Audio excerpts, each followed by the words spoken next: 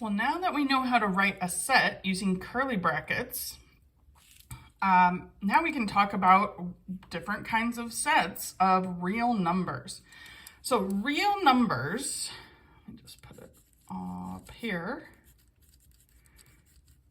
Real numbers really mean all the numbers we know how to deal with. Now, there are some other numbers called imaginary numbers, which are square roots of negatives.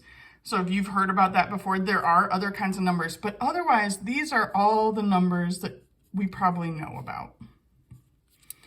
All numbers, except these weird imaginary ones that we don't deal with until Math 65. So really, we should just think real numbers mean all numbers. So then real numbers get split into two types of numbers. There are rational numbers and irrational numbers.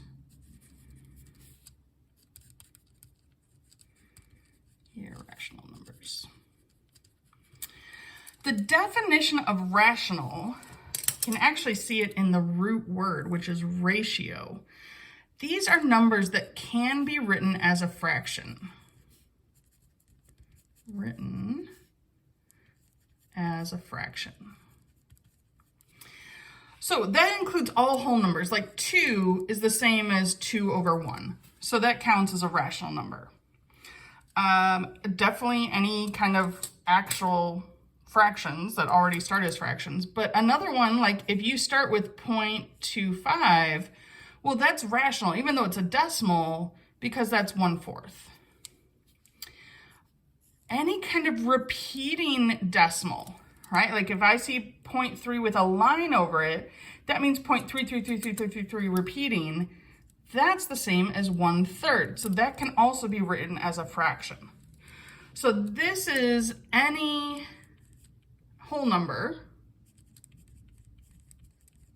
for sure, or fraction,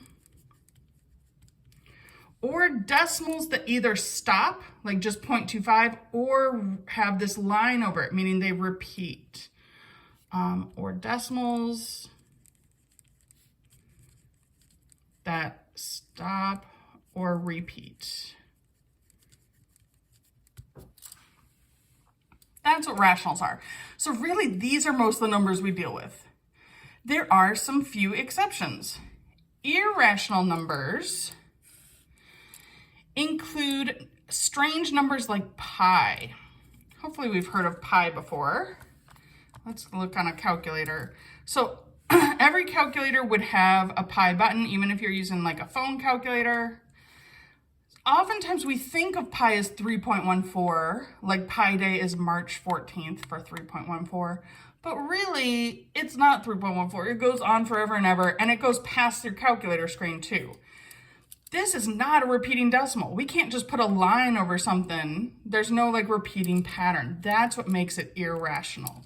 So pi is approximately 3.14159, but we have to use this ... to say it keeps going. So that's what irrational numbers have in common, is that they're decimals that go on forever with no repeating pattern. So they're the ones that we need the ... for, in other words. Other irrational numbers that we tend to see are square roots that do not simplify. So another example of irrational are square roots that do not simplify. And I'm going to put to a whole number. I don't know why I put an E on there. All right, so let's do an example.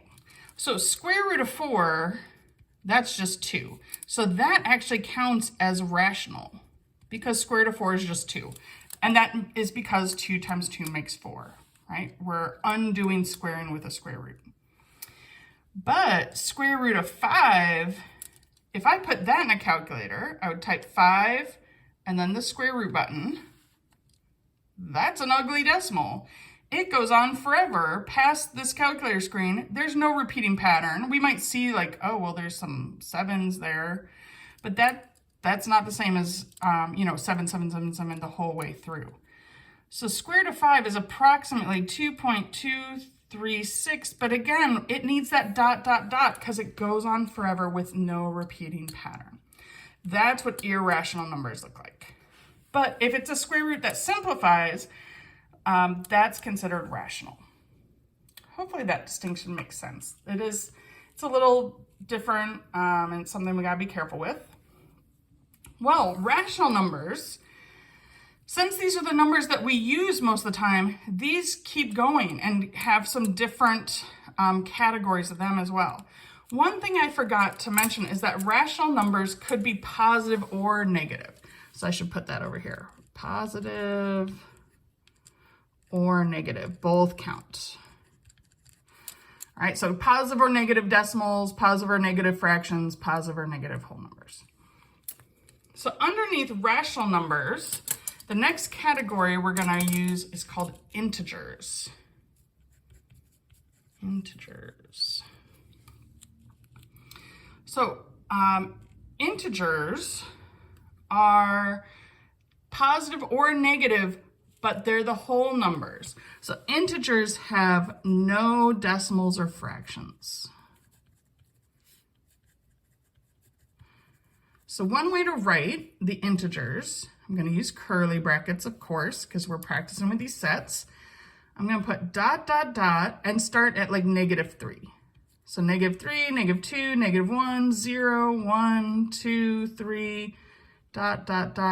goes on forever.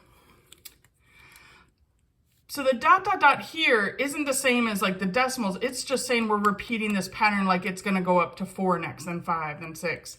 And it keeps going up to like infinitely big numbers, but they're infinitely large or infinitely negative numbers that are whole numbers, positive or negative. That's what an integer is.